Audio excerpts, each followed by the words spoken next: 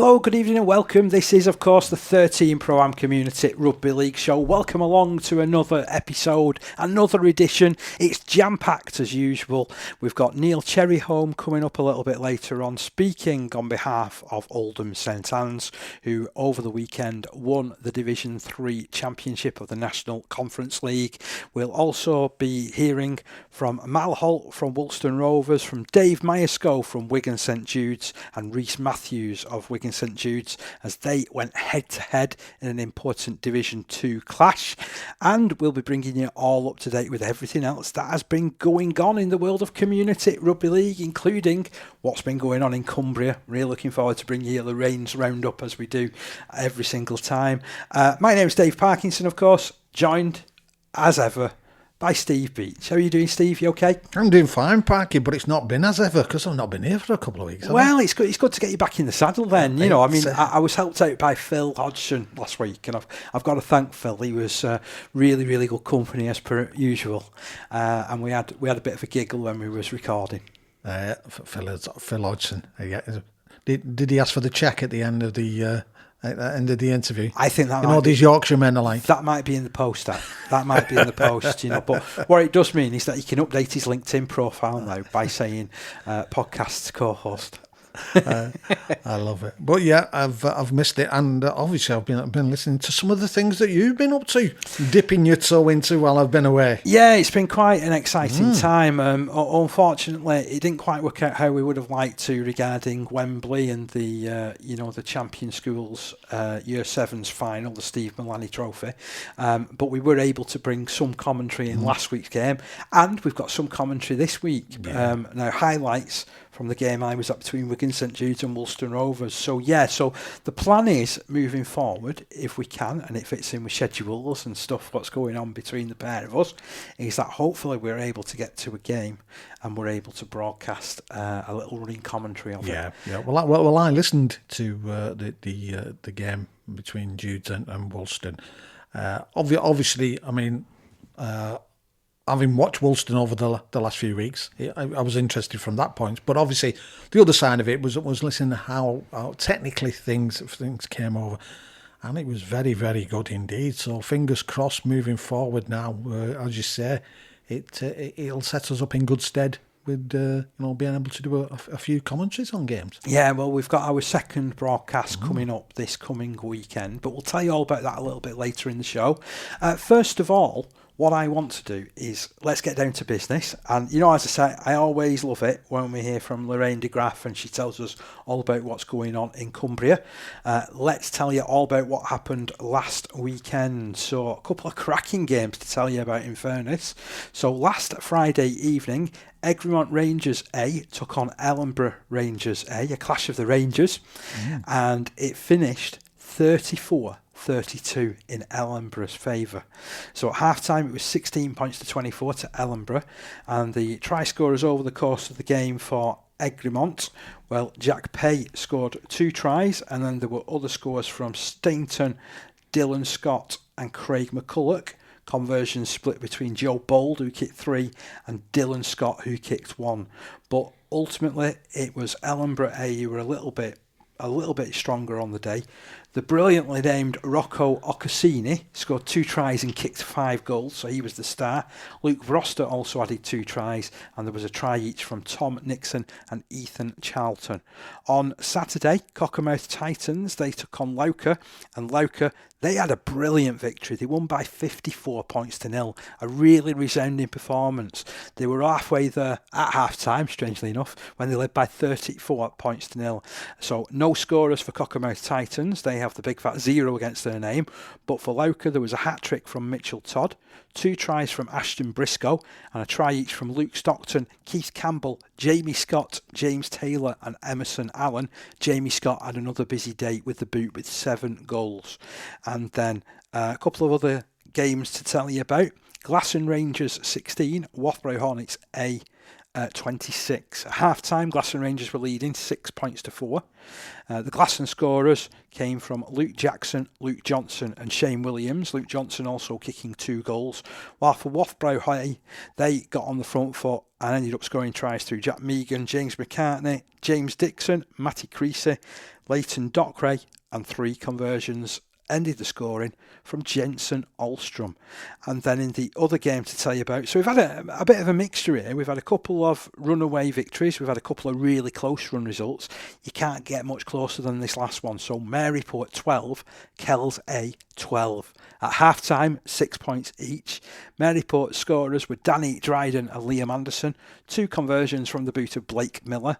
And then for Kells A, they had tries from Lewis McCartney and Daniel Starkey, 2 goals from Kieran Fleming.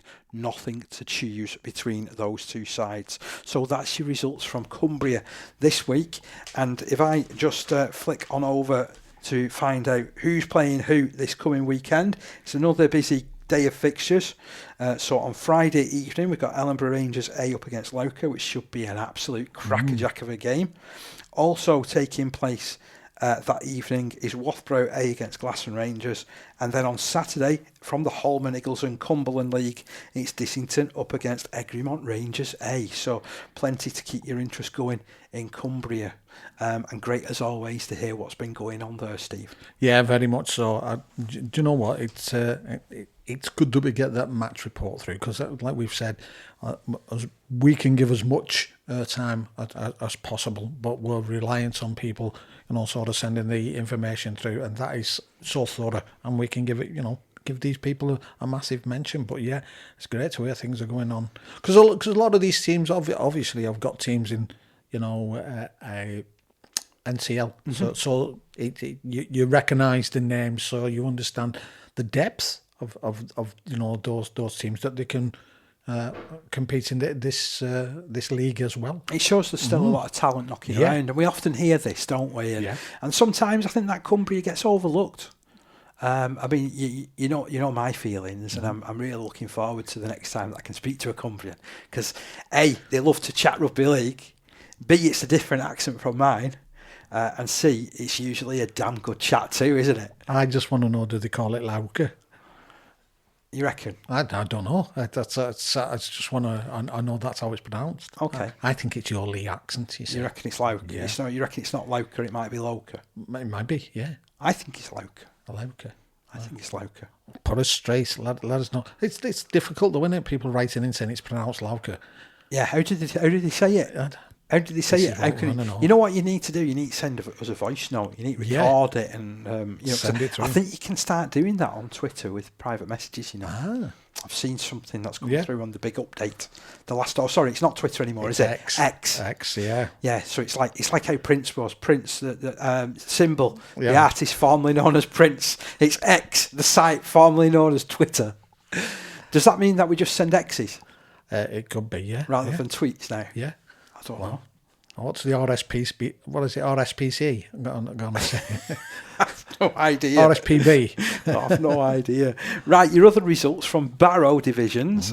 We had Millham 24, Dalton 0, and Ulverston 24, Dalton 0, Barrow Island 0, Millham 24. I'm not convinced games have took place there, so do tell me if I'm a bit wrong there. There's no fixtures this week, and the Furnace Tiles League Top 4 final is on Friday, September the 8th at Craven Park, and that'll involve Millham and Ulverston, 2 local rivals there, coming together at the grand final stage. Speaking about grand finals, and it's been the Welsh grand final at the weekend. So this saw South Wales Jets take on the Aberavon Fighting Irish. It was taking part at the Wern in Merthyr Tydfil, and a try wide out from Defford Hallard gave South Wales Jets the lead on 6 minutes before Sam Pridgeon went in under the sticks and Paul Emanuele converted. Conor O'Callaghan replied for Aberavon, but Dylan Agar couldn't improve. Then they levelled. Yestin Williams-Jones slipped through and Agar goaled. Jets regained the lead on the half hour through Hellard, and Emanuele converted again before Williams-Jones scored his second try. Agar wasn't able to convert, and the Jets had a slim 16-14 lead at the break. But by the hour, the Jets had extended their lead to 26-14 through a Dean Higgs brace, Emanuele converting one. Aberavon, however, were back in the game again on 68 minutes. O'Callaghan darting over and Will McCartney improving, but Emanuele made things secure with a drop goal in the final minutes. Final score, South Wales Jets 27, Aberavon Fighting Irish 20. Great to give a little bit of coverage to those teams as well. It's a 100% record as well for the Jets this year. That's excellent. Do you know what? And I think I said it a few weeks ago as well. I'd love to know the history behind the Aberavon Fighting Irish, because that's a clash of cultures, isn't it, coming together?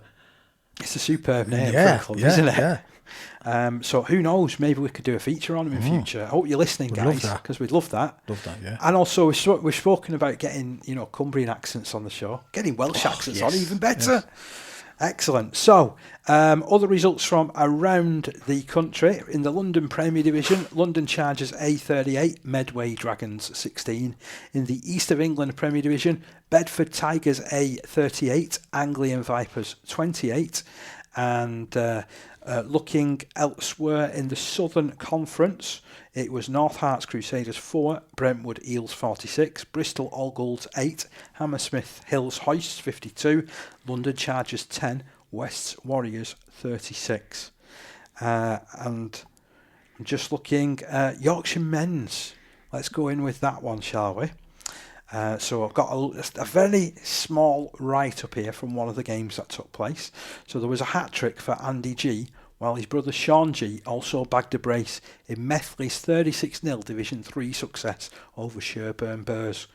Jack Greensmith chipped in with a try and a conversion, while Kev Griffin and Connor Wood also dotted down, with Sam Carter adding a goal.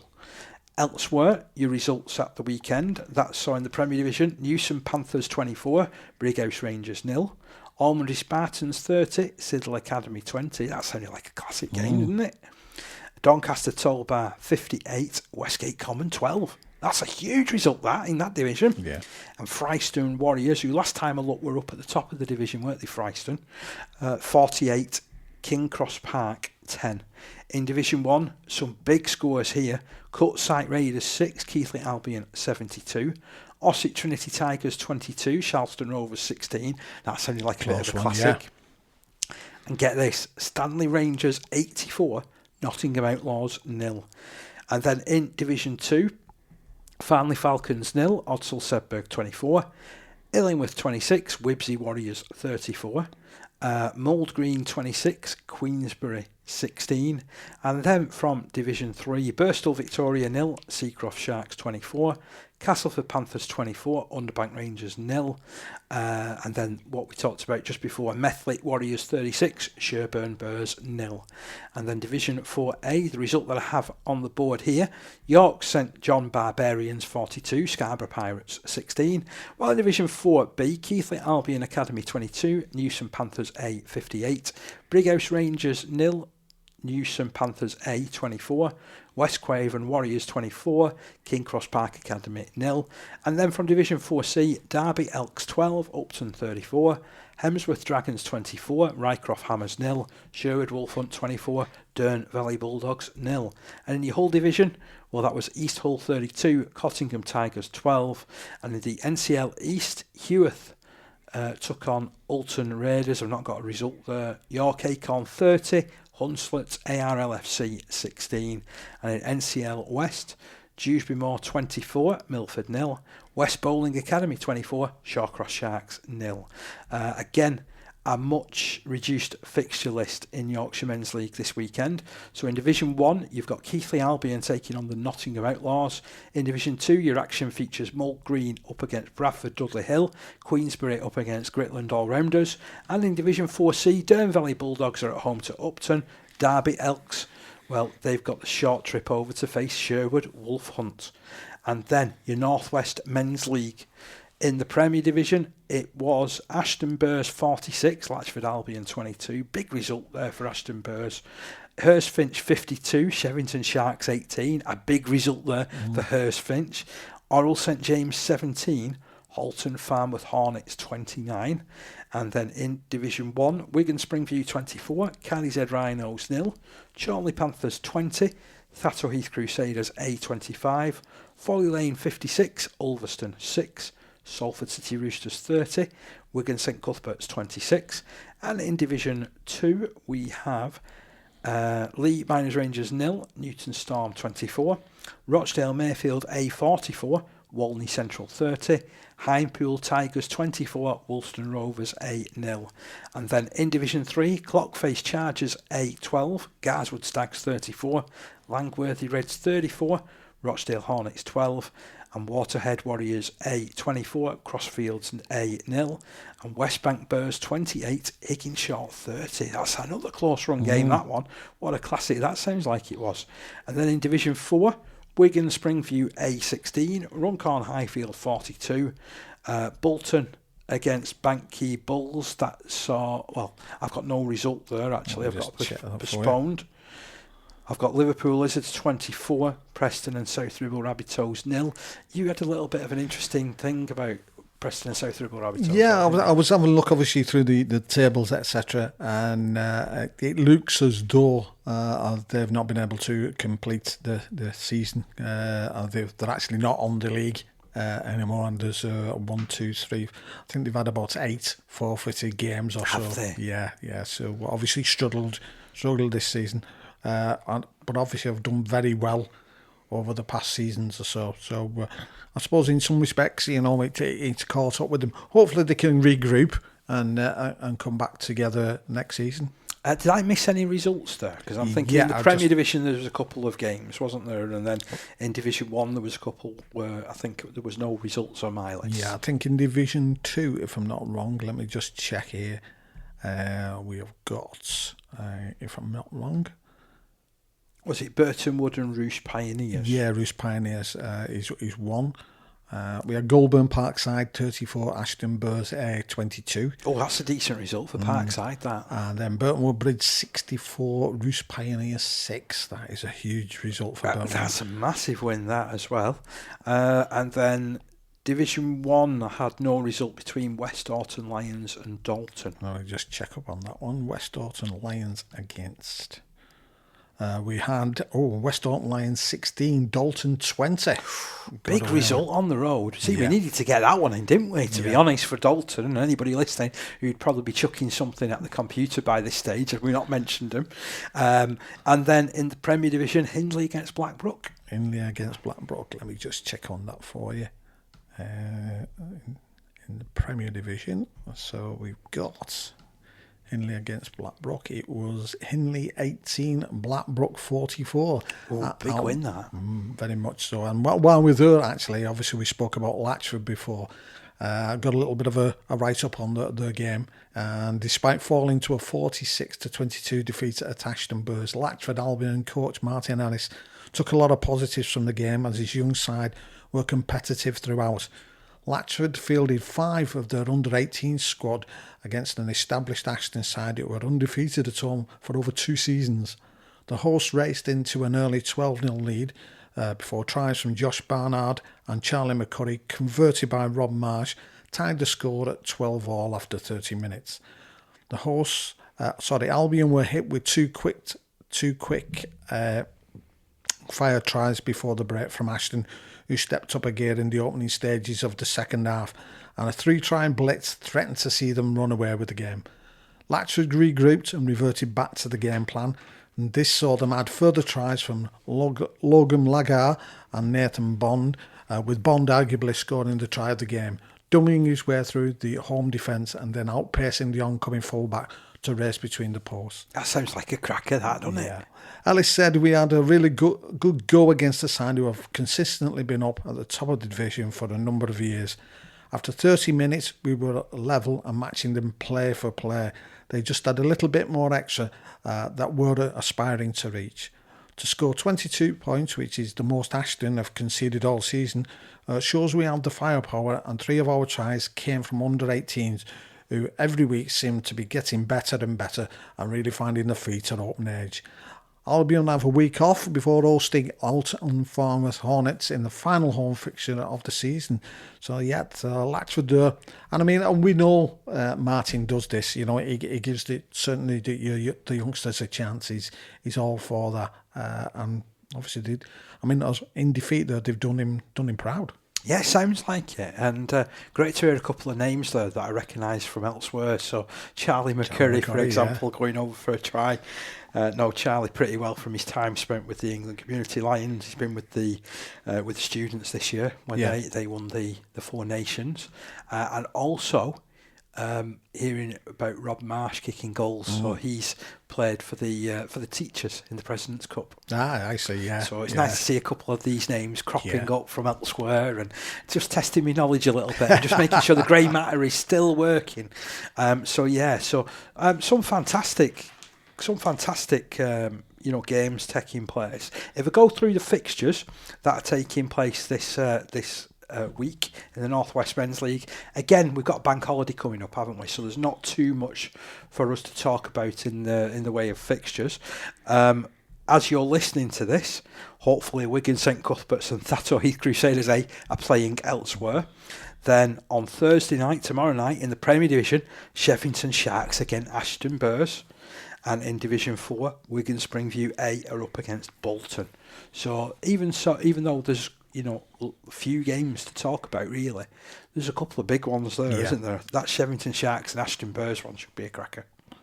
Just going back to the results, Park, I've got to say, but congratulations to Runcorn Highfield in Division 4, who have gone through the season, topping the table, but not only topping the table, but actually going through undefeated. Undefeated as well, right. And their only blemish was a draw against Banky Bulls, who are in second place at the moment. But yeah, well done to Runcorn Highfield, and I'm sure next season we'll see them move up one, maybe two divisions, because I know, having seen them play, they're certainly capable, if they can hold that team together, of being in a much higher division. But yeah, congratulations to them. Excellent.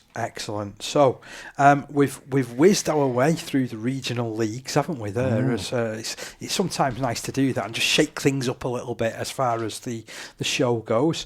Shall we go our featured match first of all? So again, I'm mixing things up here. So at this stage, I'm quite happy because normally I'd read through the match report that I put together, and I have put a match report together which you can see on the RFL website, but sometimes match reports don't do it justice. We were there in person on Saturday over in the big Division 2 clash between Wigan St Judes and Woolston Rovers, and this is the best of the action. So the game finished 28 points to 10 in favour of Wigan St Judes, and I've got to say, our good friend of the show, Danny Cassidy, was in outstanding form. Yeah.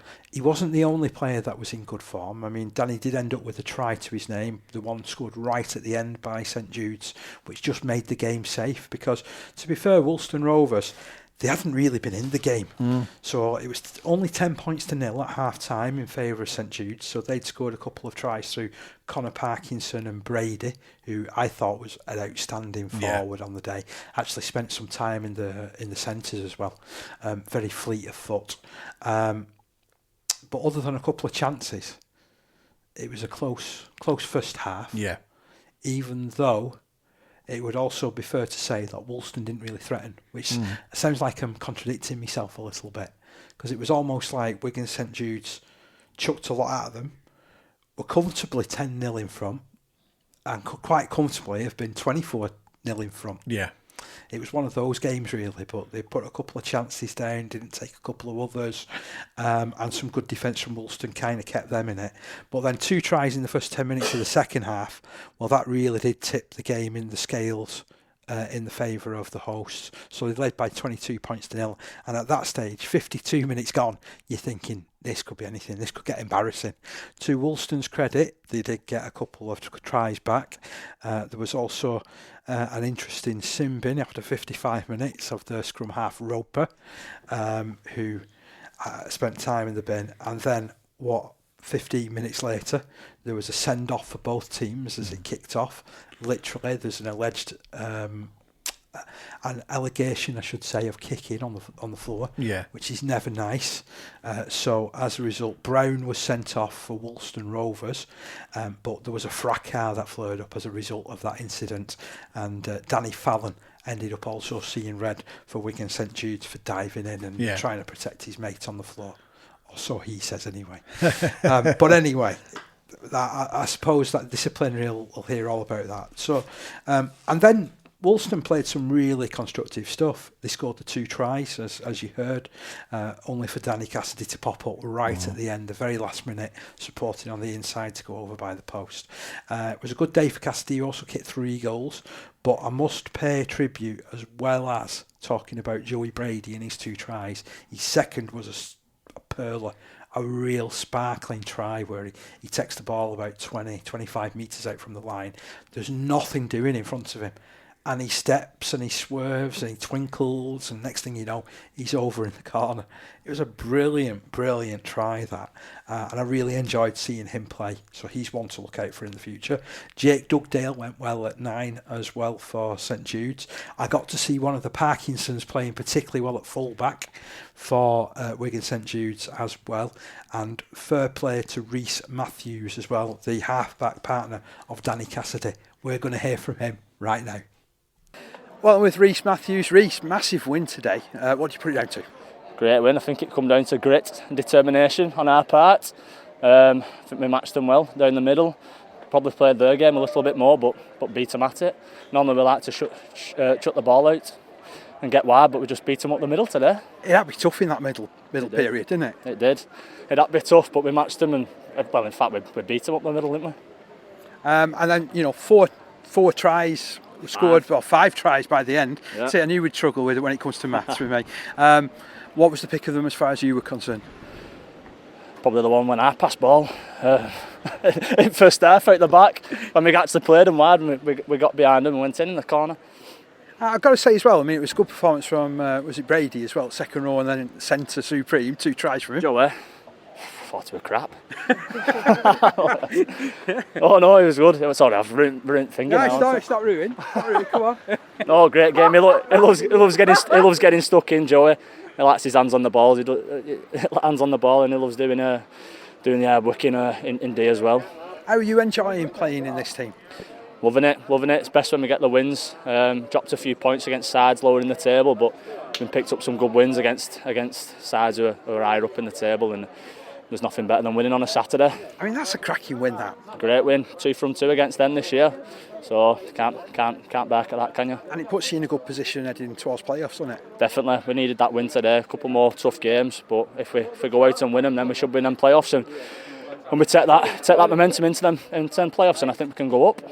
So pretty jovial there, Reece Matthews. I enjoyed that. You're always in for a fun interview when he's got 2 of his teammates, one of whom who didn't play, who's got a pint of the good stuff in his hand, egging him on.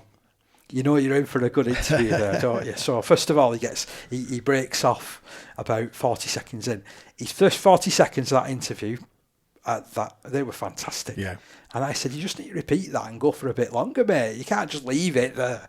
So I managed to talk him into, back on the mic, and I loved his little skit on Joey Brady, who I was really impressed with, and I did say so before. But great to get a player's point of view, and nice to hear the joviality probably made that interview, in fairness, and it shows that we're dealing with proper people. And we're dealing with people that are enjoying what they're doing at the moment, which is all what community rugby's about. Yeah, totally agree. And I think we've mentioned this when we first started in Parking, in the sense that we will get an honesty about these interviews, because this type of thing won't be coached out of him, by any media teams at all or anything. So but you could sort of get the point though that he was happy. Yeah. And he's happy there. You heard it in his voice. I don't think I've done a happier interview this year, to be honest. It was a really refreshing one. So thanks very much, Reece. You've marked yourself onto the cards here. You can now become a friend of the show, like Danny. That's right. Yeah, you get the badge, the sticker, friend of the show. We'll have to send for some more of them, won't we? By the way, we want a sponsor for these badges. Yes. So In fact, we're looking for sponsors anyway. To be fair, we are. Yes, we are. We want to carry on providing the best of coverage that we can for the community game. So, as with any winner, there's a winning coach. And now we're going to hear from Dave Myerscough. Was he as pleased with this result? Well, Dave Myerscough, got to say, that was a good win for your boys, but they didn't have to make it difficult when they were 22-0 up. I thought at that point the score could have gone a lot further than it did. Yeah, I think we got a bit complacent early in second half when we scored them 2 tries after half time. I thought we took the foot off the gas. I thought we forced it a bit too much than what we needed to instead of just sticking to the game plan. We got away with it today. We do that against Waterhead in 2 weeks' time, we won't get away with it. So we've got something to address there in training, and we'll do that. We'll give the boys a week off now, rest them bodies, because it's been quite a busy July and August for us. So we'll get back at it in a week's time against Waterhead. I've got to say though, that first sort of 50 minutes, you was beyond compare. It was a great performance up to that stage. Yeah, I think we completed it. I think it was 85%. Basics really good. I thought we threw some good shape. We defended it well. All our effort was there. You could see it. It was clear to see that everyone was together as a team, and I'm massive on that. And I think we did really well. Them first 50 minutes were pretty faultless, to be fair. And I've got to say, first time that I've seen Brady play, what a player he is. Yeah, Joey's obviously he's come back. He's always been at Judes at open age level. He went away for a season last year and played at Salford Reserves. It didn't quite work out for him, so he's come back to us and he's been a real asset for us. Yeah, he's a bit unaccustomed to back row, but he's slotted in there well for us today. Is he more a centre then? Because he took his second try particularly well, didn't he? Yeah, I'd say he's more of a centre, yeah, but he's very tough. He's durable, and he can play in a multitude of different positions. And I think going forward, because of how mobile he is, I think back row is a good position for him. I thought Reece Stanton was awesome as well. Yeah, he's just a juggernaut all day long. I think he played 75 minutes today. He's relentless, take it ball up, carrying well, tough, defending well. Yeah, everything you want from a front rower, really. Was you a little bit disappointed with a couple of the incidents that got drawn in, and unfortunately one of your players did see a red? Yeah, I think obviously, I think the lads kicked him and Danny's reacted to it, which I think if someone kicks you in your face, natural thing for to do is react. We don't like to see it, and obviously I don't know where it stands disciplinary laws now, but obviously we're always talking about discipline and stuff like that, and hopefully they take it lenient on him. He's just said it's the first red card he's ever had in his career, and he's been playing since he was 6 years old, so that just shows what type of player it is and what it took to get him wound up. But like I said, they started getting a bit grubby, and we knew they would 22-0 down, and we probably shouldn't have led them really, and I think we could have been more clinical in that last third of the game. Do you think, to be honest, that is where the game had got away a little bit, or had they gone away from the game plan at that point? Yeah, I think when you're 22 up and you've got a decent lead, I think we've seen it. We see it at Super League level. You start trying to force the ball a bit more. You feel a bit more comfortable. You go away from the game plan. And I think that's just one of the things today. But like I said, we can't afford to do that against your better two teams. We've got 2 tough games coming up against Waterhead and Judes Reece, and I'll be drilling into them that we stick to the game plan for the full 80 minutes. Got to say, that's a top end and a tough end to the season, isn't it? Similar to what Woolston have. Yeah, I mean, I looked at Woolston fixtures as well. I think we're 2 points behind them now in 5th place. Results have gone our way as well. I know Saddleworth's beat Normanton and Barrows lost at Judes Celtic. So, yeah, couldn't have gone any better for us today, and I'm off on my holidays and happy man. I know I spoke to you a couple of times over the course of this season and last as well, when things weren't going perhaps quite as good. Do you feel that now you're starting to get a little bit of consistency? The lads look like they enjoy each other's company on the field. Yeah, massively. I mean, I'm massive on togetherness and being as a group, and I feel like we are that at the moment. July, with people being away, injuries were really hard. I think some games, we had 14 missing one game, 9 another, but that's just amateur rugby league. You've just got to adapt to it best you can. We were competitive in them fixtures, and the lads who stepped in did a really good job. However, you've just not got that quality consistently throughout the year. For me personally, I think the NCL and the RFL maybe look at a break like the kids have, maybe like a 3 or 4 week break, because it is disruptive during the season. So for me, I think that's a good idea looking forward. I suppose that's where everyone can get their holidays in then, can't they? Yeah, I mean you can work it around. I mean I book my holiday when I'm going on it morning around the break as well. So yeah, but obviously lads with families and stuff like that, it's difficult for them to turn around to the wife and say, oh, we're not going on this day, I've got a rugby game, and I get that. It's amateur rugby, no one gets paid and we're all doing it for free. So yeah, there's got to be some adaptability, I think, in the community game for me.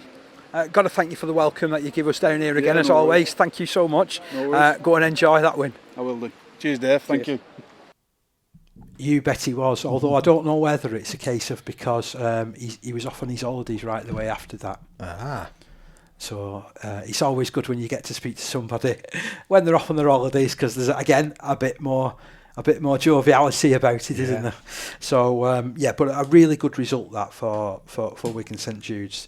They look every inch a playoff contender, and I was saying when I got there, it's really nice to see the difference in that club, because there's been times over the last sort of 2, 3, 4 seasons where they've been battling relegation, and now they're not fully clear of relegation, I hasten to add.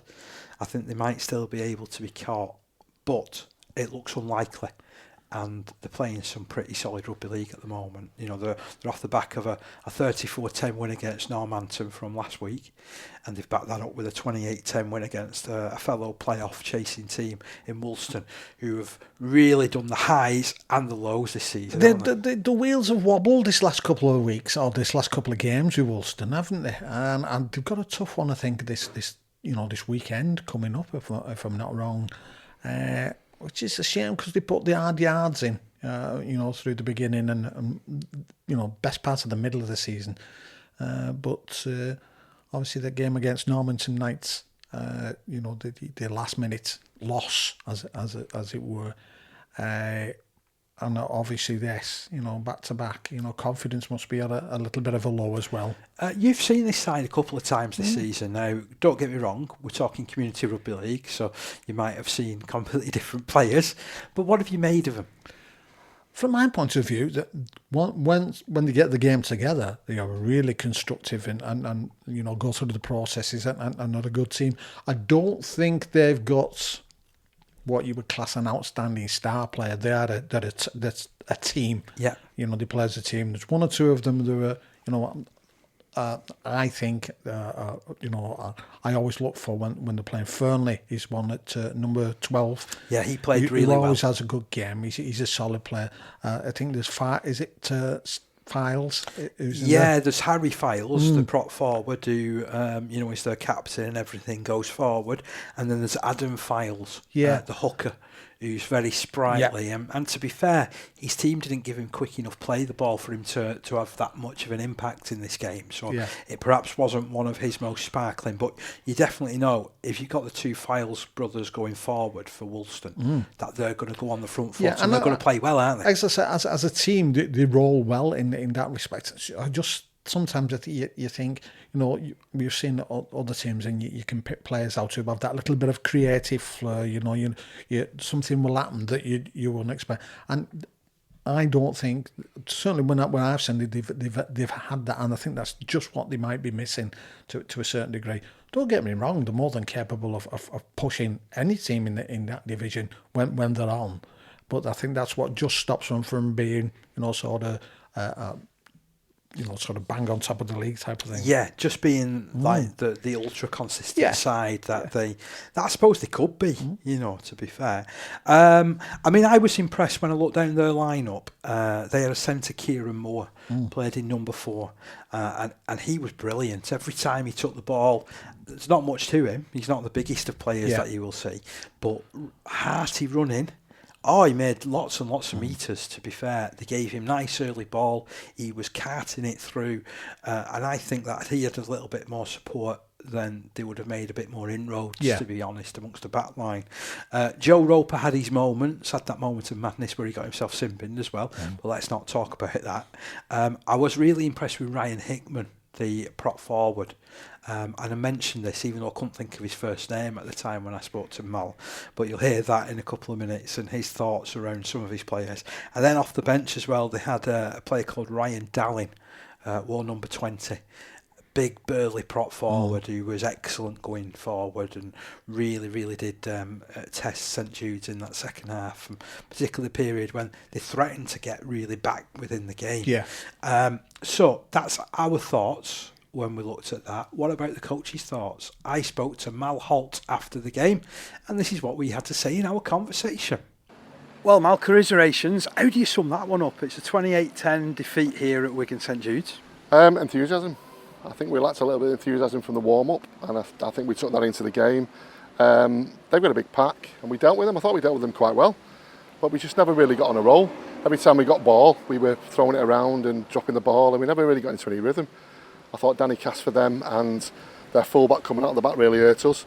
We never really struggled with the pack. I know that's not, I don't mean to sound disrespectful to them there, but I think we dealt with the pack well. We just didn't deal with their playmakers, and our playmakers were panicking a little bit, dropping the ball a little bit, and but at the moment we're doing it tough. We've not won for 3 games, but we're still in a position there where we could finish third. It's all in our hands still. So I was going to say you've worked so hard over the course of the season. You've got the wins on the board that have put you in this position anyway, haven't you? We have. But I think lads are saying in the changing room there, we've probably peaked at the wrong time of the season. Okay. Teams are now peaking. Jude's here, they're putting a good run now. They're scraping into the playoffs. Teams like Dewsbury, Waterhead, Shawcross, they're all been consistent all the way through the season, and we've been a bit patchy, and that's what cost us the game last season as well, when we scraped into the playoffs, got to the final on a patchy performance. So I think it's consistency. If you get consistency and you get a steady team, you do well in the NCL. We spoke a little bit about that before the game, didn't we? Actually, did. And as you were saying, that some of the wins they've been a bit scratchy. Yeah, very scratchy. But I mean, at the end of the day, it's a win's a win. It's 2 points. But I think sometimes you've got to look at the performance and think to yourself, where can we better ourselves? And I think for us, we are flat at the moment. We're flat as a team, and that's no disrespect to any of the lads, because these lads don't get paid. They train in every week and they come out and play. We just need to get that little bit of enthusiasm back in us. If we get the enthusiasm back in us, I think we'll finish off strong. I always like to finish on a positive note when I do these sort of interviews, and I did think the way that you pulled yourself back into the contest with those 2 tries, it gave you a bit of a chance, didn't it, at the back end? Yeah, I think we did, and I think we left it too late. I think if we'd have probably sneaked one before half time, I think that would have changed the course of the game. And I'm not criticising the referee, but there was a couple of decisions that probably, it didn't change the course of the game, but probably give them a little bit more advantage to us, which we felt we were unjustified for. But he controlled the game well, to be fair. There was just a few little decisions there where you kind of have a look at yourself and think, well, that's right. But again, it didn't change the course of it. But we've got to learn off the back of that. We've got to take that as a positive, not use it as a negative. I think we're getting on his back, and he's giving us penalties, and we're letting that affect us rather than just forget about it, because he's not going to change his mind. There's nothing we can do. We've got to learn from that as well a little bit. How do you change that sort of mentality though? Because that's not something that happens overnight, is it? No, well, I think, if I'm honest with you, it starts with the touchline, and to be fair, our touchline, myself, Billy and Liam, we have been vocal over the season, and we've calmed down a little bit, so it's starting from us, and we get it back on the pitch. But I think we've got a lot of senior players there that I've got to probably control it, and we've got to use the captain a little bit more. The captain's got to go and voice his opinion as the captain to the referee, and let him go and do it. And then if the referee feeds back into him the positives that he needs, the negatives he needs changing into positives, he's got to then feed that back into our players. I think that's where we've got to be. I don't think it was that sort of game where it was going to turn nasty. I think it was a physical game. There was a little bit of banter there, and the lads enjoyed it. I mean, we're disappointed because I think winning today really keeps that pressure on that third spot. It just takes us further out of our hands. I think that's the disappointment we are of today. I mean, we've got Judes Reece next week, which is a tough one. That is a tough, yeah. Then we go Barrow away, which is a tough one, and then we finish off with Shaw's Cross at home, which is a tough one. So we've got 3 big games, and if we can get 6 points out of those 3 games and finish 3rd or 4th, that's the confidence, that's the enthusiasm back in the team, and we can push on and get promoted. You mentioned the performance of your pack, and don't get me wrong, I know every time that I've even read a report about Woolston over the last few years, it's usually been the files that have sort of been there or thereabouts. They were there or thereabouts, but I actually thought, was it Kieran Hickman? I thought he was very Ryan good. Hickman, Hickman, sorry. I think what we've got is Harry's obviously our skipper, and he's our 100% every week. Same as most of them are. He can switch from 13 to prop. I think Adam's very good when we give him front ball, but we've got to give him a lot of forward ball, on the front foot. When he's on the front foot, he kills teams. Ryan Hickman, to be fair, he's playing very well. I think he's trialled. He's on the second trial for the England Line Arts and all that. So he's doing really well. But he's a steady player. You know, you could probably watch him week in, week out, and people go, "Oh, that Tim plays well. He goes well," but you don't realise just how well he goes. I thought our number 12 as well, Dan Fernley, played really well today. He's a big boy. Yeah, he runs a good line for us. I also thought Kieran Moore, our centre at 4, was good. We're disappointed because I think that was one we should have won. No disrespect to Judes, we should have won that today. And I think you're right. We pulled it on at the end. We just didn't. We left it too late. But we live and learn. We do live and learn. Thank you very much, Mal. You're very welcome. And thank you very much. best of all for the rest of the season. Thank you very much. So Mal Holt, understandably disappointed, but I was trying to pick up with him some positives, So the fact that when they got to 22-0 down, that score could have really tumbled away from them. It pays them credit that they didn't roll over, they got stuck in, they rolled the sleeves up. I did get a bit mixed up with Ryan Hickman, but I'm delighted to hear that he's made the next round of selections for the trials for the England Community Lions Open Age squad. Oh, excellent. So he's done tremendously well there. And he said he's a steady 7 out of 10 player every single week. And you need those sort of guys. Yeah. And you came up with something before where you said, well, they don't have any particular standout star players. No, that's right. But they've got a lot of hard-working players. Yeah. And Ryan Hickman certainly falls into that bracket. He was tireless in the second half. I think he's one of the major reasons why that game didn't really run away in the way that it possibly could have done, because he just kept turning up. Do you know what, Parky? That's if you remember when we spoke about them, what Billy Sheen said he was disappointed early in the season about when they got a lead and then they let it fritter away, or they let the other team come back. And when you look at that, I mean, they could have easily, like you say, knowing that that's in the game to a certain extent, they could have easily let, like you say, you could let that go and it be not a landslide as such, but it was certainly a lot bigger than what it was. I mean, and you're right in there. I mean, they've got to look at it and take the positives out of it in that respect as well. Yeah, I thought there definitely was positives, without a doubt. So that was the game that was. Let's bring you up to date with everything else that happened in the National Conference League. So in the Premier Division on Saturday, it was Hull Dockers 6, Rochdale Mayfield 52. Rawlins going over for Dockers' sole try, Scott kicking the goal, and then for Mayfield they had tries from Foden, McVeigh, who scored a hat-trick, Tolhurst, who was a man on form in the centres, grabbing a try, Ratcliffe scoring 3, Hargreaves and Tala, also grabbing the further tries for Rochdale Mayfield. Goal split between Devlin Long and the long-serving Joe Quancy. It was 24 points to 0 at half-time to Rochdale Mayfield, and they really did get the job done. Now, I wonder whether this next game that I'm going to mention is a warm-up for a potential grand final in a few weeks' time. Hunslet ARLFC 26, Wathborough Hornets 12. So Hunslet were leading by 14 points to 6 at half-time. A couple of tries apiece for Craig McShane and Dargan. Cohen getting the other try for Hunslet. Jordan Gale kicking 3 goals. Meanwhile, for the Hornets, tries from Holgate and King, goal split between Wetherill and Walker Taylor, who got 1 each. Do you think Wathborough will have been disappointed with losing on the road there? It's hard to say, because sometimes say you're coming up against Hunslet who are good, whether or not you had a long good at home. But I think, Wathborough, I'll look at it and think, we're in amongst it from a player's point of view, and I don't think it'll worry him too much in that respect. Fair enough. Kells 20, Lee Miners Rangers 10. That result relegates Lee Miners Rangers, so they'll be playing in Division 1 next season. Kells getting tries through Watson, Greers and Luthwaite, who scored 2 tries. Nice to see Luthwaite getting back in the form of try scoring. He was one of the main go-to guys last season. Ended up in double figures as a second row man.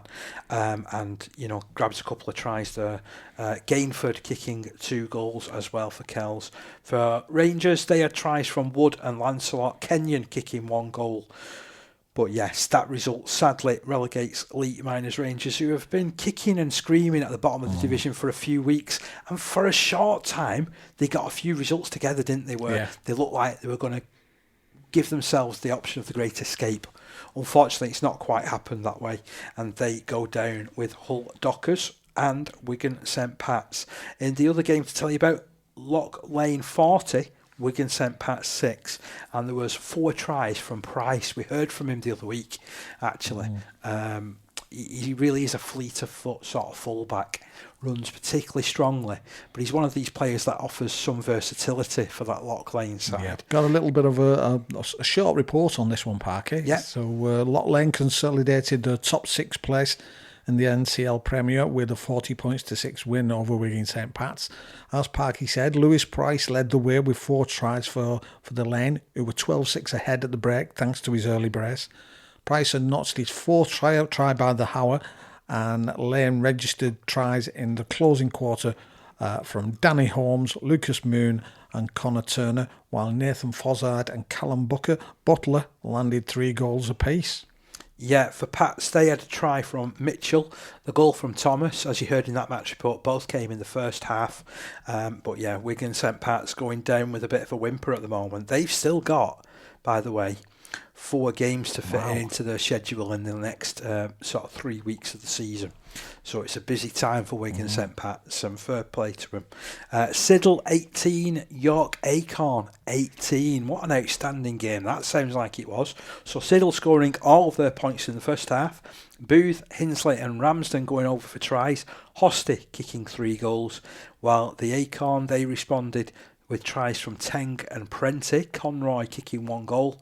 Conroy popped up in the second half with a couple of goals, and Coleman added the other try to give a share of the spoils. I wonder whether they were going with the wind in the second half, because I have to admit, at Siddle it can be quite open, and I just sort of wonder who had the advantage in that second half, and I think that it might have been York Acorn, hence they were able to get up from 18-10 down to level the match at 18-all. But it sounds like an exciting encounter, that, doesn't it?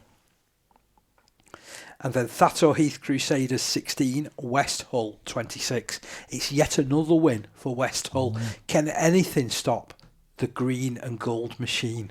They just keep going on and churning out the victories. So this one achieved thanks to tries from Watts, Howlett, Shaw and Nicholas. Chambers also going over, 3 goals from Wilson. They led by 12-6 at half-time against Thatto Heath Crusaders, who had tried themselves through Tracy, Jones and Saunders. Jones also adding 2 goals, but ultimately West Hull good enough on the day, 26-16 victors, and they're just 2 points behind Hunslet at the very top edge of that Premier Division. It's looking like a real tussle between those two for who's going to get the Premiership, doesn't it? The league leaders. It is, and if you look at Thatto Heath, the mid-table, there's them and Lock Lane, who are locked in battle there. And York Acorn as well. Yeah, all 3 of them locked into it though. It's going to be very interesting. And to be fair, Siddle might just sneak up there. Kells have a game in hand. Who knows what's going to happen? It all looks really interesting. It is. And Wigan St Pat's have a part to play because they've got to play against Rochdale Mayfield, and they have also got to play against Kells. So interesting stuff coming up there. In Division 1, Ince Rosebridge 8, Stanningley 28. So Bridge scoring a try through Malone, 2 goals from Robbie Valentine's boot, but Stanningley too strong with tries from Sykes, Selby, Morehouse and Townend, who grabbed 2, 4 goals from Butterill. Now it was only 12-8 at half time, so it sounds like Stanningley had a great second half there, to be fair. And get this, we've been talking about how good West Bowling have been all the way through the season. I went to the reverse fixture between these two back earlier in the year. Oldham Raiders, they were at home against West Bowling. Now, back in the day when I went watching them, West Bowling won that one by 48 points to 4. But let's say the tables were turned at the weekend. Oldham Raiders 30, West Bowling 22. So the Raiders, they saw tries from Lowry, Stevens, Blagg, Waters and Kendall. Walpole kicking 5 goals. And for West, they had a hat-trick from Ollie Bartle, a try from Gregory and 3 goals from the boot of Darville, but it wasn't enough to overcome Oldham Raiders. That's an outstanding result for Oldham Raiders, who, I've said it before, on their day, they can be really, really useful. They were top of the initial division for about the first 4 or 5 That's matches. right, yeah. So there was, they have it in them. Yeah. But then they've had a spell of real inconsistency. They've been the draw specialists as well, with 3 draws from the 18 games played. But that's outstanding for me. It is. And the other thing, that West bowling run was an 11-match game. Really? Yeah. So, wow, upsetting the apple cart all round Very there. much, yeah. Although, again, we must pay credit to West Bowling because they were the first team to confirm that they will be playing in the Premier Division next year. So that's really, really good for them. Local bragging rights were on the line between Pilkington Rex and Clockface Miners. So at half-time in this one, it was Pilks Rex 6, Clockface Miners 12. Kieran Napper with a try and a goal in the first half for Pilkington Rex. And for the Miners, they had tries from Hughes and Highcock. Second half, he was joined on the board by Donnell, Hunt and Geraghty. Geraghty kicking 3 goals. And for Pilks Rex, well, they had a try from Riley and a goal from Connick to complete the scoring. 26 points to 12. They're going down with a whimper, aren't they, Pilkington Rex? Yeah. Well, I said a few weeks ago, there's just... it's like we said, or we said from time to time, winning is a habit and losing is a habit as well. And they came down into Division 1 and just didn't get a foothold into keeping up there with the likes of the West Bowlings and Egremonts. And once they started getting defeats, it just got that pattern and they started tumbling down there. I mean, it might be a good thing in the sense, because I know there's a lot of rebuilding needs to be done. And let's see what next season holds for them. They've still got some fine players that are involved down there at Pilks as well, and guys that we speak about regularly on this show and have done, and we do hold that club in pretty high esteem, don't we, with how they've been, certainly with the sister show. Oh yeah, very much. The hosting, aren't they, like a lot of the time, which is absolutely fantastic. So we know there's some brilliant people involved, and they say, don't they, form is temporary, class is permanent. Yeah. So I'm sure that they'll do this rebuild. Sometimes it might take a couple of years even to get back, but they will be back. They've got the structure in place for them to come back. There's no ifs and buts about that. Without doubt. It's just getting things, sort of seeing where they are for next season, seeing who's available, seeing what new talent they can bring through, because it might be that new talent or that young talent will be ready for next season. Mm-hmm. This season might have been, a step too far in that respect. But I know Jonathan Mann from Newton is over there now, and him from a community point of view, and he'll certainly try and sort of promote that as much as he can. Oh, definitely. So I believe that there is a bright path ahead, even if we've got a couple of cloudy, horrible, rainy, stormy days in the present time, So unfortunately, Pilkington Rex relegated.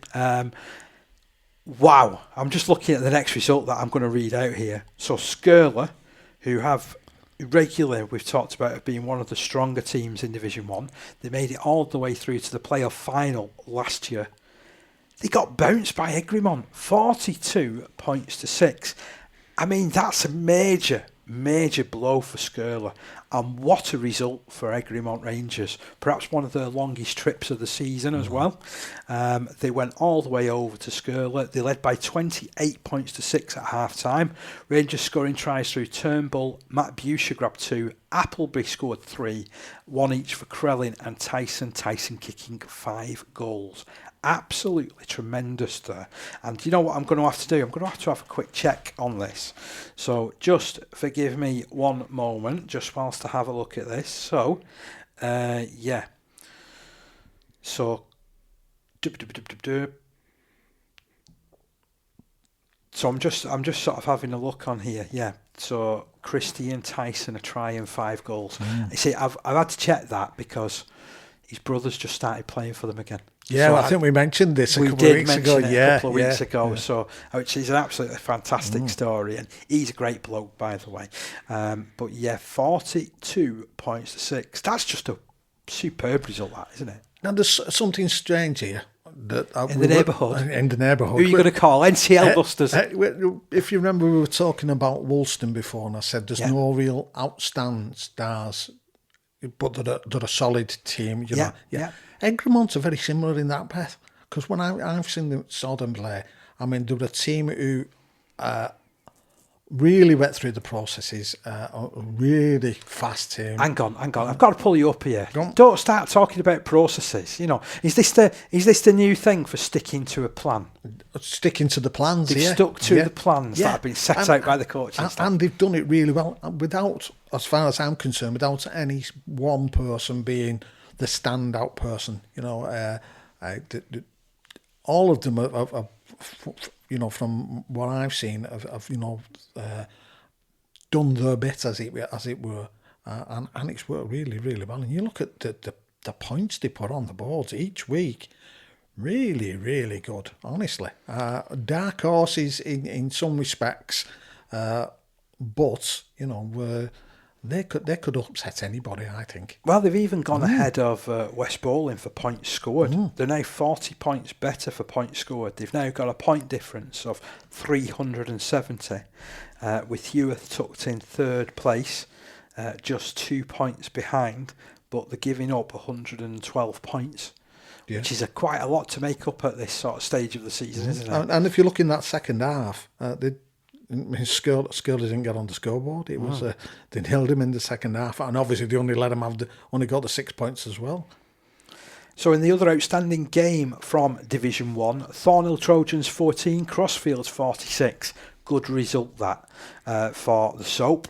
So they scored tries through Flannery, Liku, Smith, Steele with 2, Hickey and Whitaker with 2, Stanway scoring a try and kicking 5 goals. The job was virtually done at half-time, led by 26 points to 6. Thornhill Trojans did rally, however, with tries from Llewellyn, Lee and Mitchell, who also added a goal. But ultimately, as has proved in so many occasions this season, Thornhill Trojans not strong enough. Crossfields winning that one 46 points to 14. Just tell you something about this, Parky, as well. Crossfields only had 14 players available for that game as well. Did they? Yeah. Second row, Matty Barber said, seeing the majority of our players, especially the forwards, playing 80 minutes and giving it their all was worth the journey over. The backs helped out with a hard graft too and still had enough in the tank to run Thornhill's defence ragged at times. It would be wrong to highlight one person's performance, but man of the match, Ben Steele, was immense at fullback. So it just shows you, and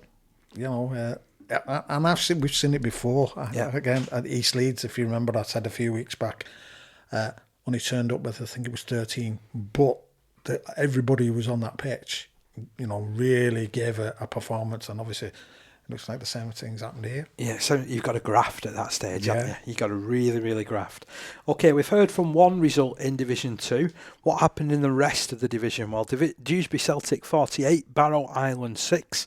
Celtic with tries from Teal, who grabbed 2, Matt Fulston, who scored 2, Sykes grabbed 2, Waring, Paul Fulston, and Bottomley got 1 each.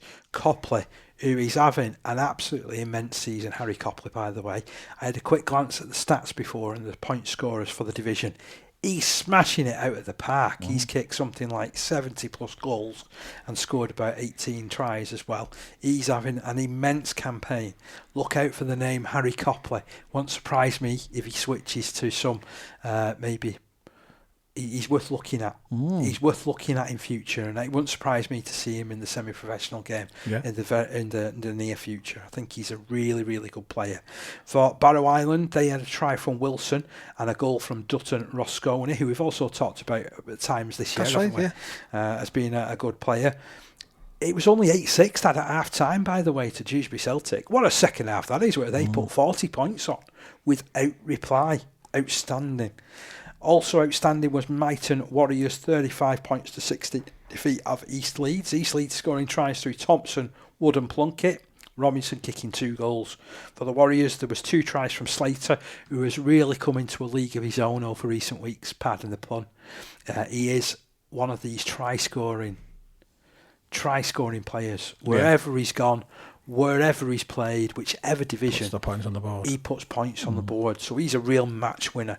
And you know, if you've got Slater in your side, then you stand every chance of winning a game. So he's come up with 2 tries here. Robinson, Deering and James also going over. Ray adding another try. Walker kicking 5 goals and a drop goal. It was 12 each at half-time in this one. So again, it's a brilliant second-half performance there from Myton Warriors, who at the moment are just tucked above Saddleworth Rangers in an almighty scramble to escape the relegation trapdoor. So if I look at what happened with Saddleworth Rangers, they had a fantastic win too. They defeated Normanton Knights by 24 points to 16. The Rangers having tries from McManus, who also added 4 goals. Morgan, Hart and Froggatt. The Knights scoring tries through Hinchcliffe, Joe Crossland and Davey. Jake Crossland kicking 2 goals. It was 18-12 at half-time to Saddleworth Rangers. And the battle between Myton Warriors and Saddleworth Rangers, that looks like it's going down to the wire, doesn't it, Steve? It certainly does. Milford 12, Waterhead Warriors 52. It seems like only a Russian invasion or Russian bombs are going to stop Waterhead from celebrating another promotion. So they scored 52 points to 12. Milford, they had a couple of tries from Jones Bishop, a couple of goals from Spellman. The Warriors, though, way too strong. 6 goals from the boot of Dean, tries from Hamilton, Young, Murphy, who scored 2, Dickinson and Holland, who's been in tip-top form, grabbing 2 alongside Taylor and Birch. Half-time, it was 30 points to 0 to Waterhead Warriors. Is anything going to stop them? Mathematically, they can still be caught by Shawcross Sharks. They're playing each other at the weekend. We've got something a little bit interesting to bring you about that particular game. But let's go through the rest of the results and talk about what happened between Shawcross Sharks and Dewsbury Moor Maroons. So this is one of those Dewsbury derbies. It's been a right proper Dewsbury division, this one, hasn't it, this year in Division 2. It's a joy to behold if you're on that locality. Always keenly fought encounters. So Shawcross Sharks 18, Dewsbury Moor Maroons 6. This one's a bit of a turn up for the books as well. When you look at this, was second against third. Yeah. So Shawcross sitting in third, Dewsbury Moor in second. Dewsbury Moor would have been hoping for a victory to keep the pressure on Waterhead. It wasn't to be.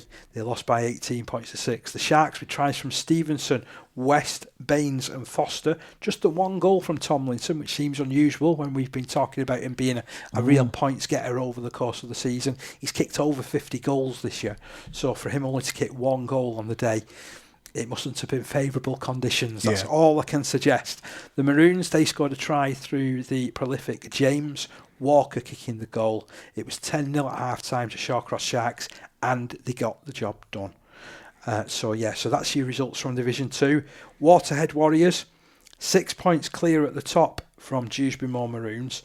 Shawcross Sharks are 9 points further down, but there's 10 points still to play for in the league. So mathematically, it's still possible for Waterhead Warriors to be caught. The rest of the playoff picture, well, that's got Woolston Rovers in 4th. Wigan St Judes now moving up to 5th. Barrow Island hanging on to 6th spot by virtue of that drawn game earlier in the season. That's just ahead of Normanton Knights, who have a game in hand. So we've got a really interesting end to the season coming up. I've got to say, it was a fantastic end towards the season as well. That's happened in Division 3. So it's come down to point difference. We did wonder. And if you look at these results, Beverley 6, Oldham St Annes 38. So Beverley scoring a try from Norman. It was goaled by Howdell. For Saints, McGinnity, who I saw play the other week, he grabbed 5 tries. Deacon, Chatterton and Holmes also going over for tries. Pogson kicked 2 goals, Callum Cashin kicking 1. And then over at Hensingham, Ellenborough Rangers were in town. Now, a win by a better margin than what Oldham St Annes had would have seen everybody reaching for their abacuses at full time. So what was the score in this one? It was Hensingham 4, Ellenborough Rangers 38. So they managed to better Oldham St Annes' score by virtue of conceding 2 points less. It wasn't enough. It wasn't enough. unfortunately for Ellenborough Rangers, they've done everything possible, but not quite come up with the goods. If they'd scored one further try somewhere else, it would have won them the championship. It would have won them the championship. How close is that? Yeah. Now, to give you an update of the scorers here, big mention here for England Community Lions under 16s player Jalen Conway. He scored the try for Hensingham, so he's got a big future, and I'm glad that he's got in the first team. For Ellenborough Rangers, though, the story was about them. Gillespie going over for a try, Winter crossing, Alstrom, that regular try scorer, grabbing 2, Mumberson, Gray and Bell with 2 also going over.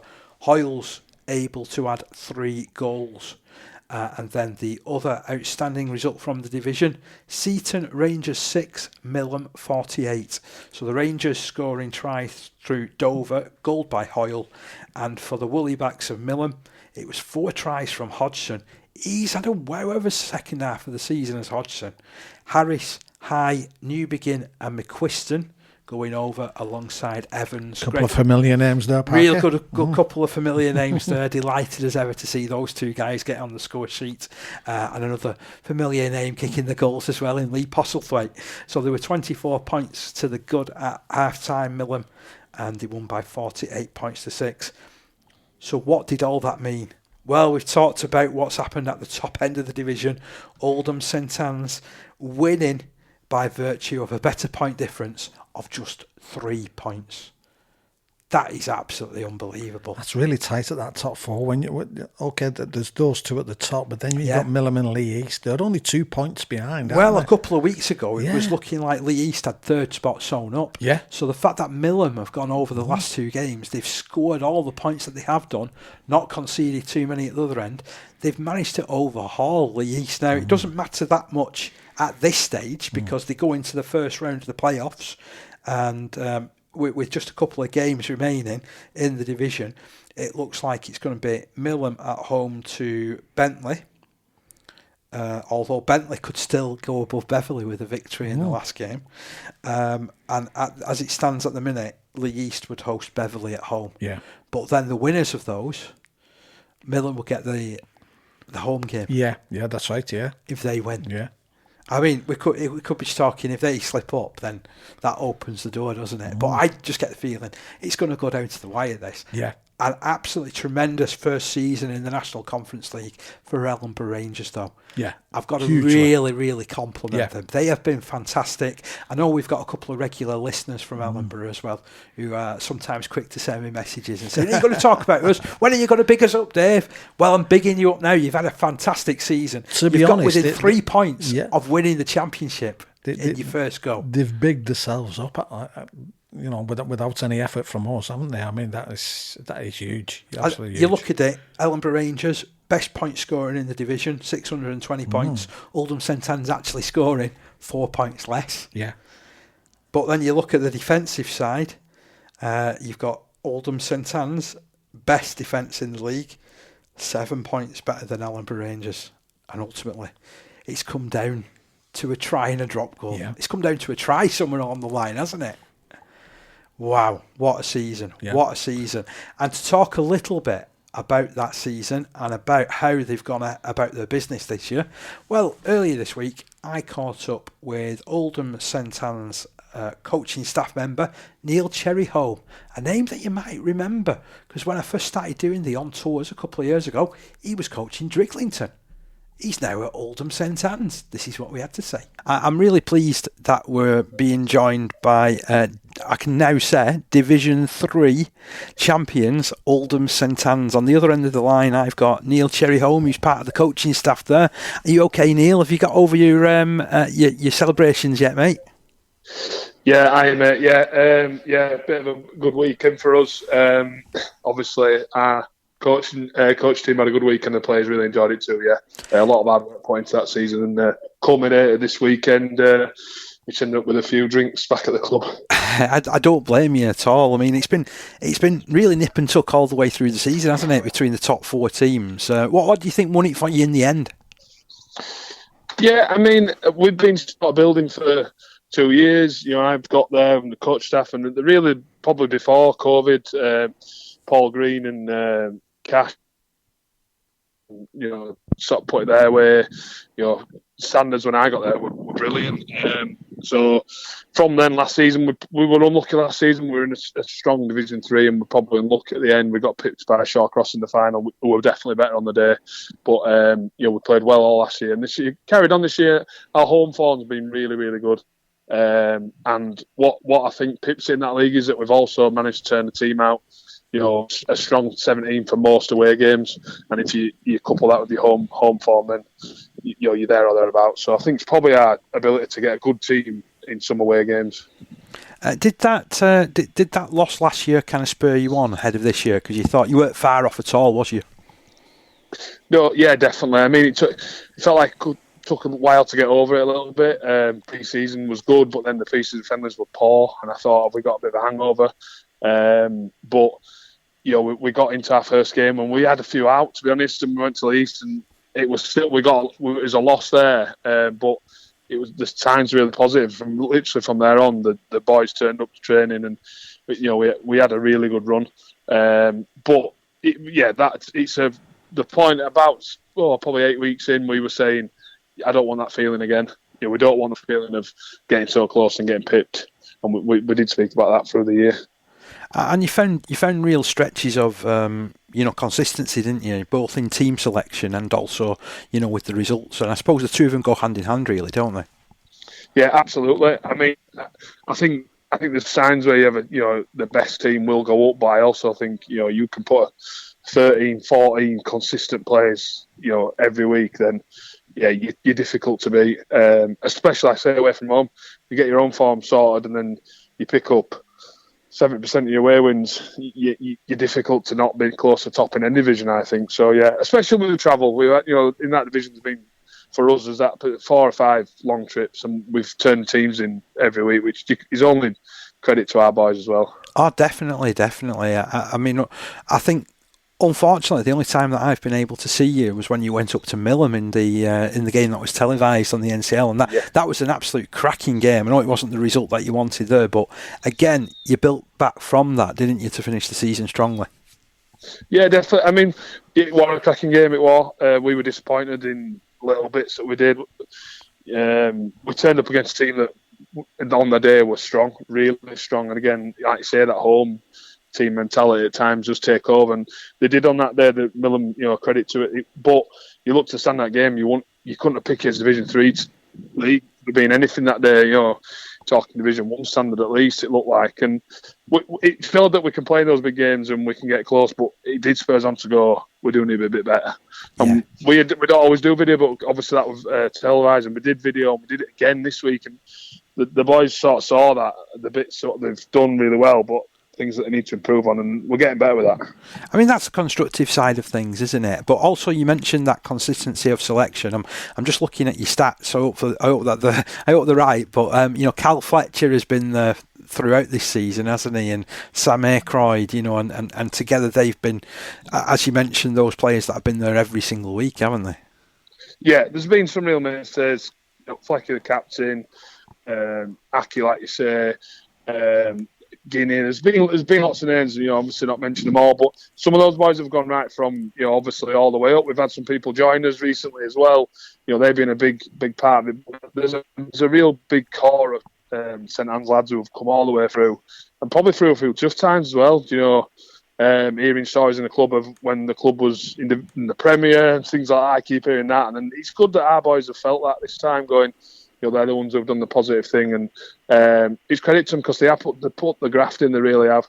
I can't knock it. That sometimes I've said, because the league's been a bit funny with having odd weeks off, and you might have 4 or 5 sessions before your next game. So do we miss a session? And the response normally is, no, we need to train, we need to do something. So they've worked hard. They really have this year. And that sounds like it's been player led as well, does it?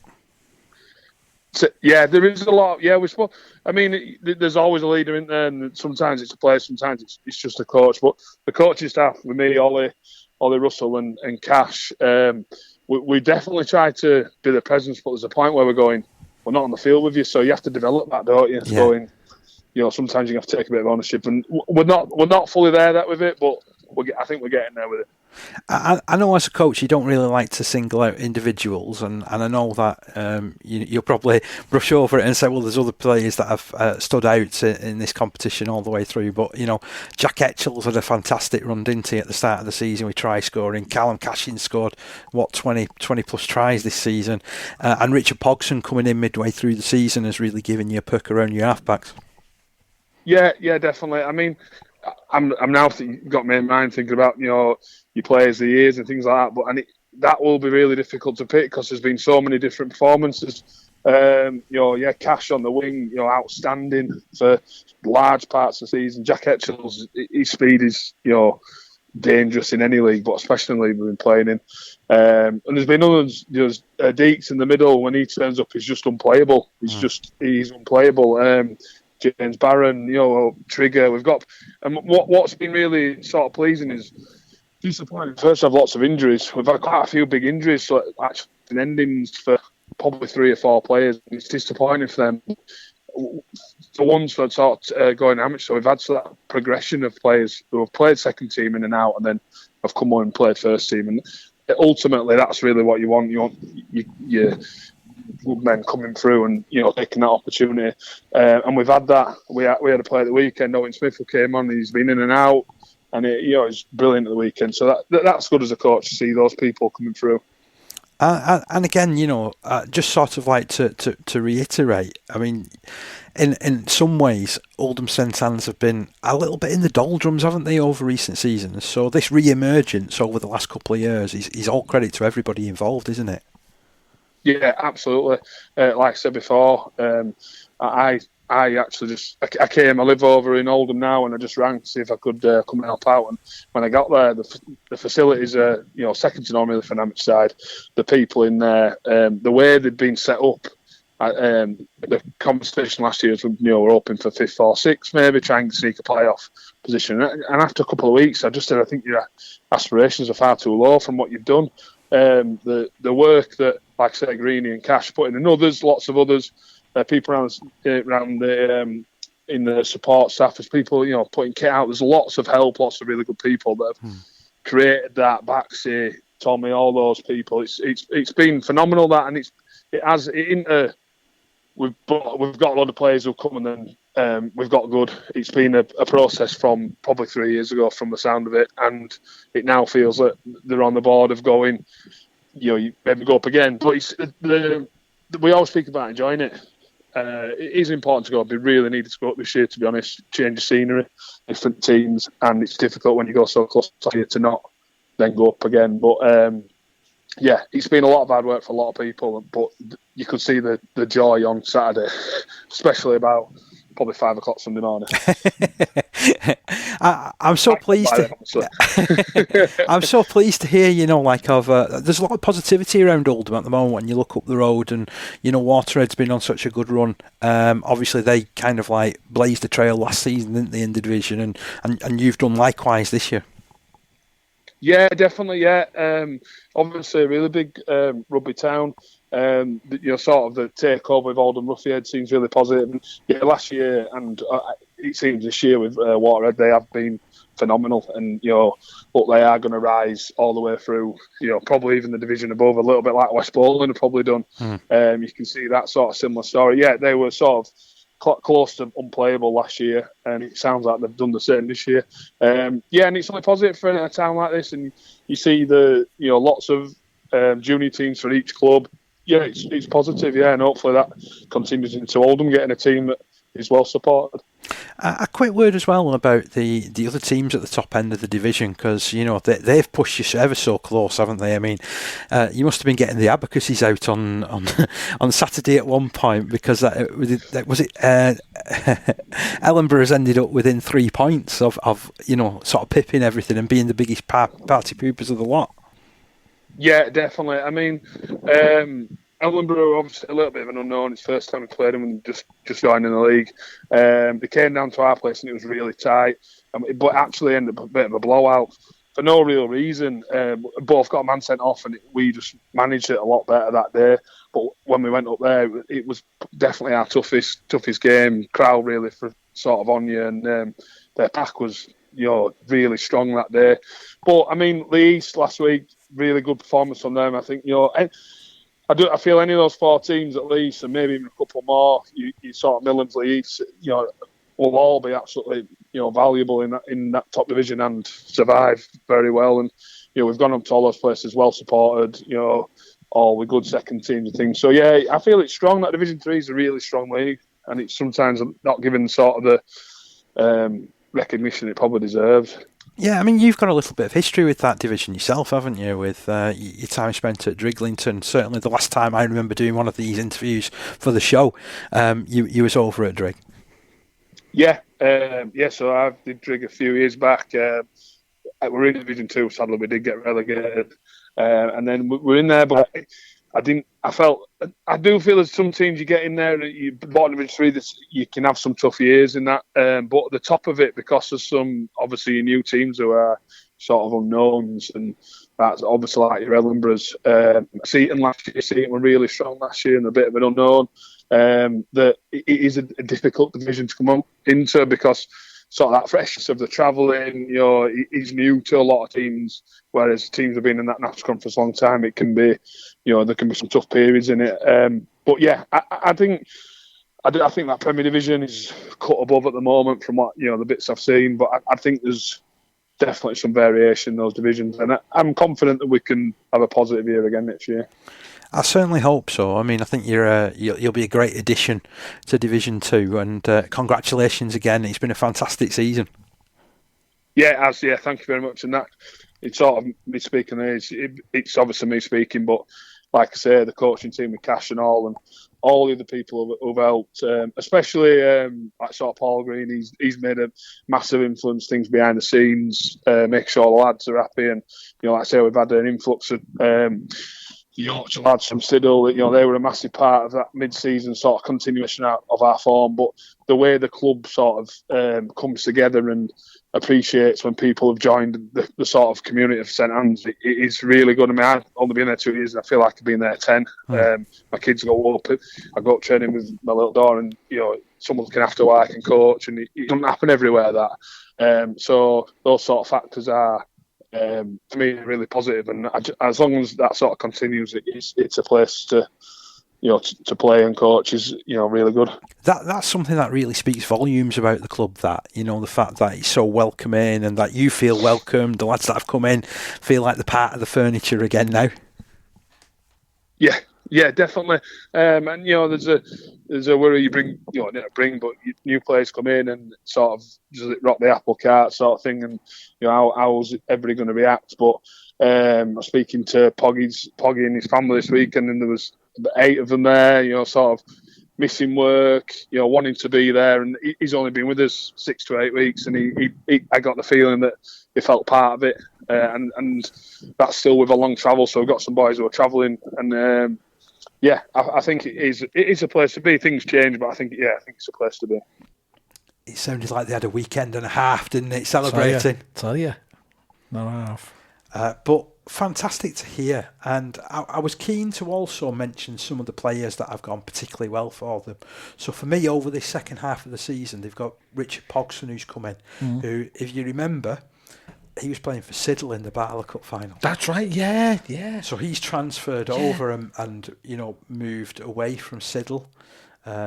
Managed to go all the way to Oldham St Annes. Was he man of the match in that final? I don't think he was. But I think he might have come into our reckoning. He did come into our reckoning. Yeah, he had a good game. He did have a good game. Did Pogson.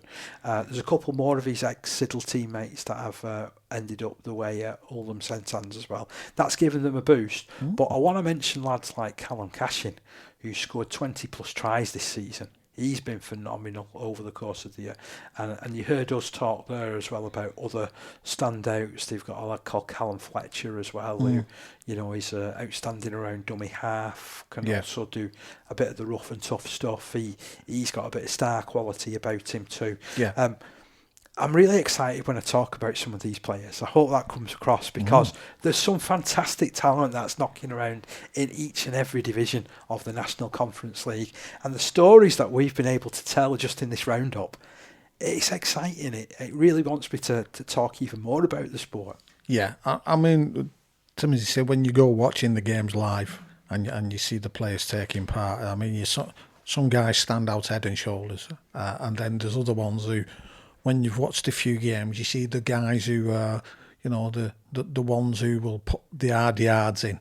Don't get me wrong, as we said, they may not be superstars in the sense of, creatively they may not be the best in the world, but somebody has to do the graft. And there are guys who are going in doing that week in and week out. And when you consider that, they don't get paid for doing this job. They've got jobs that they've got to go to. Yeah, they run in and plough the forest dirt and really get stuck in. And you've got to give them all credit at the end of the day. And I agree with you to talk about them and highlight what they are doing, because they deserve that credit, which has gone, unnoticed in the bigger parts. So fantastic. And there's some great games coming up this weekend as well.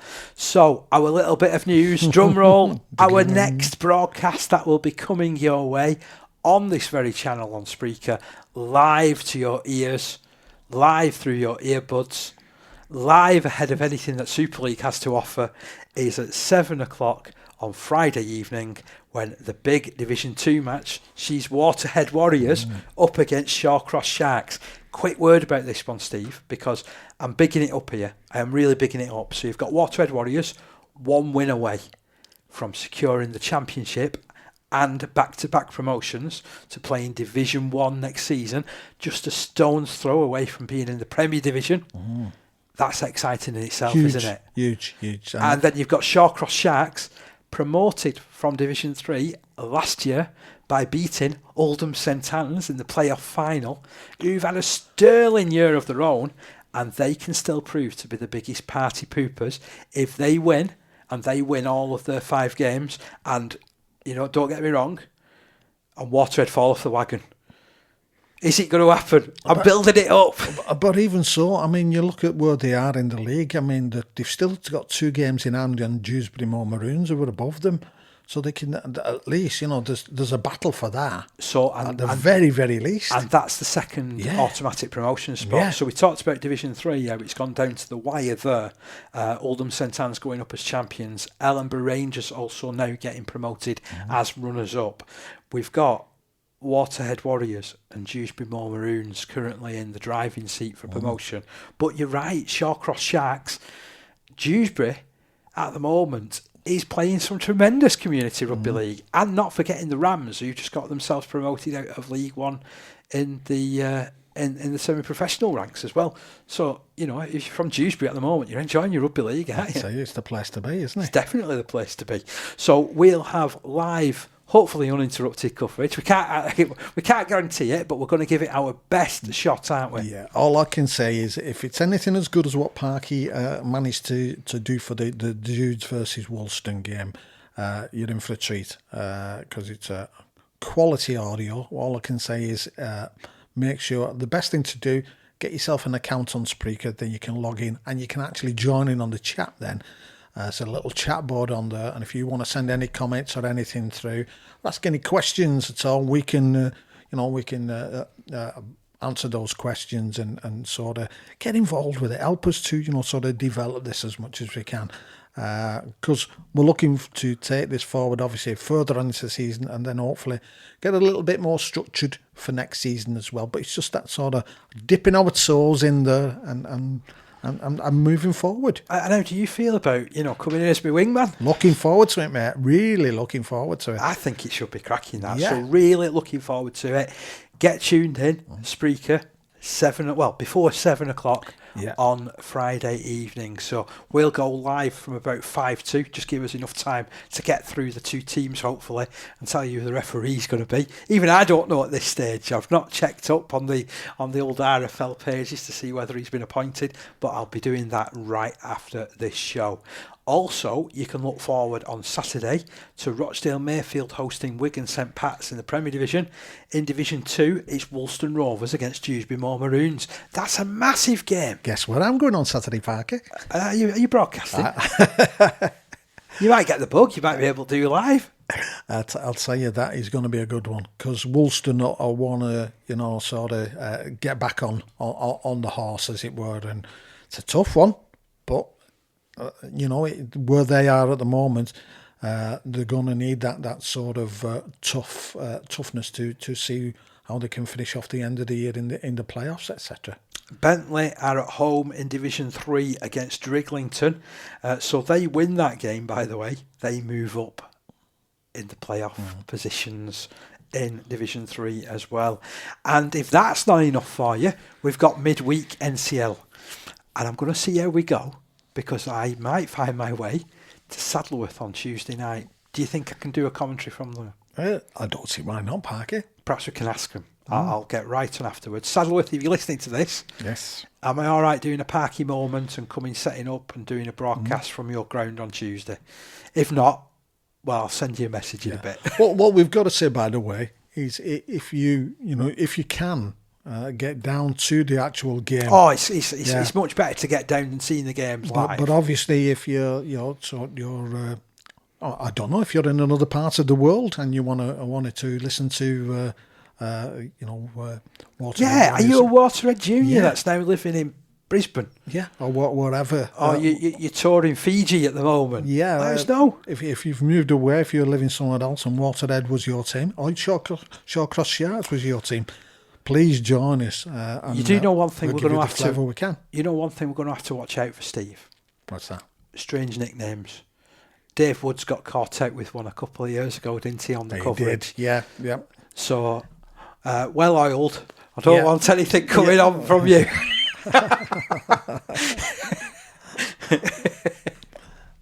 You mean well-oiled? Well-oiled. Hooked. Just watch out. Just watch out.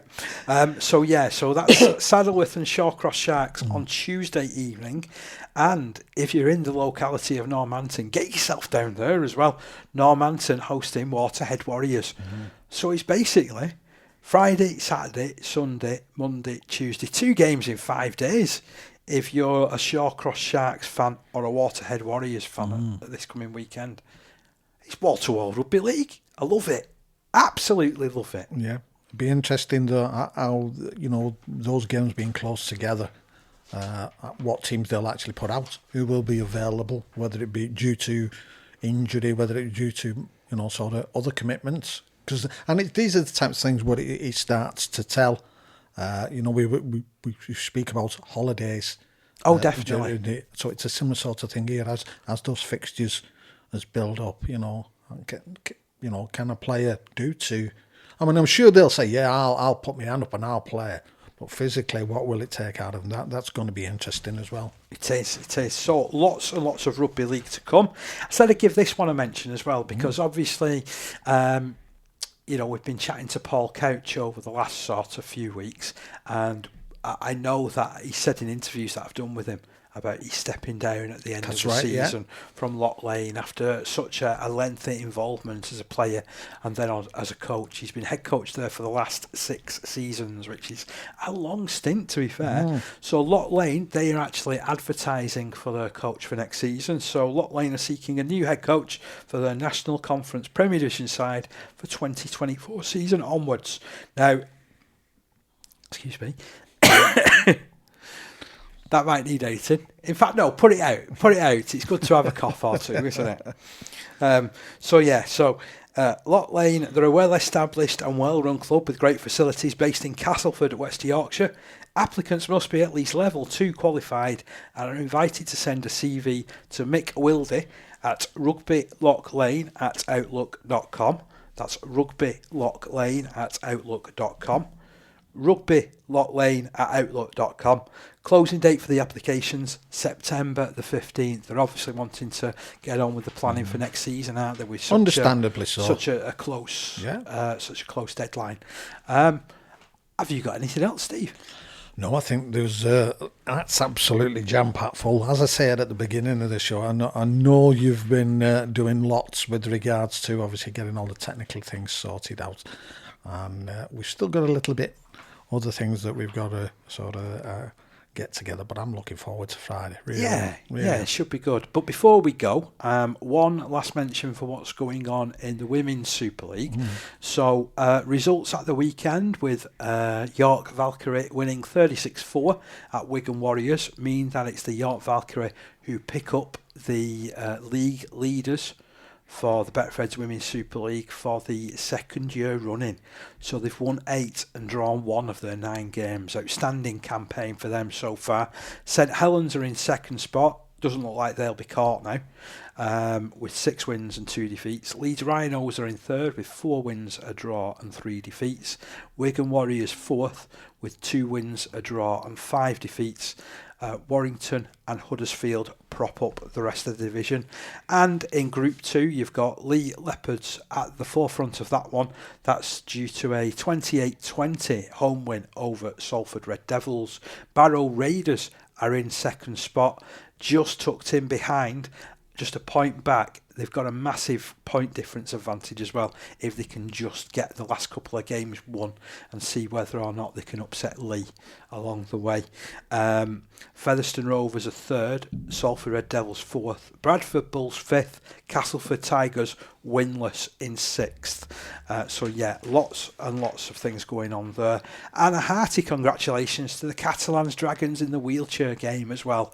They won the Challenge Cup at the weekend, defeating Leeds Rhinos by 66 points to 20.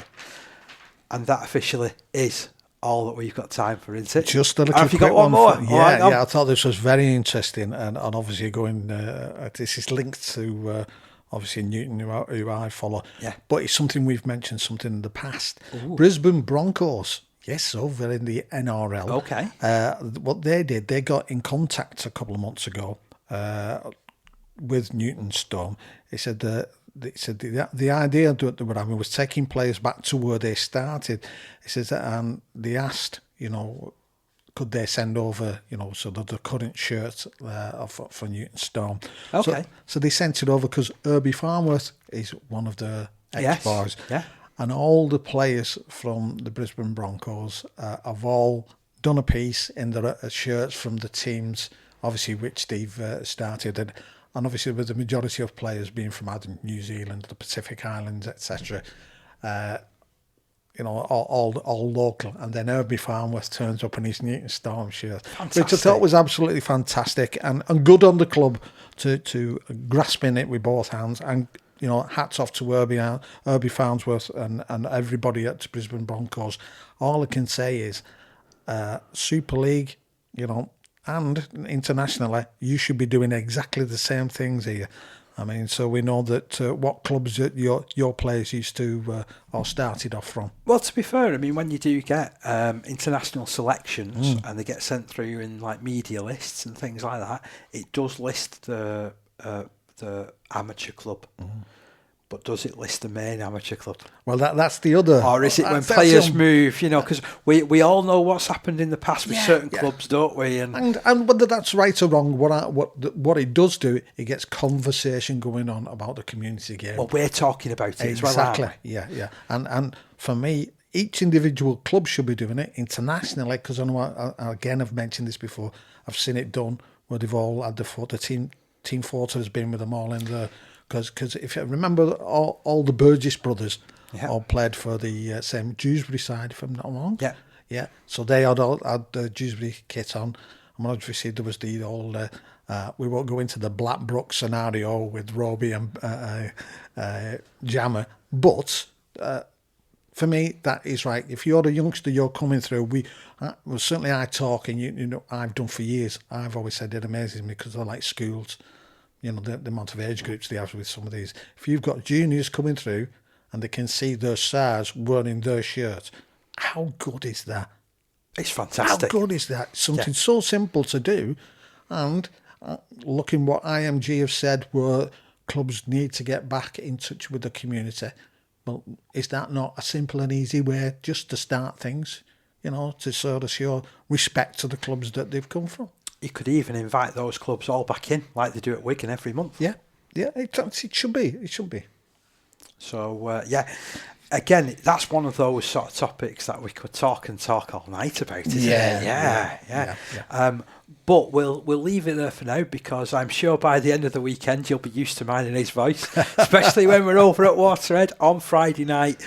Do tune in for that. We can't wait to bring you the coverage of Waterhead Warriors. Will they be getting promoted? Well, we'll have to wait and see. Shawcross Sharks will be doing the level best. We'll catch you again then, and we'll see you very soon next week.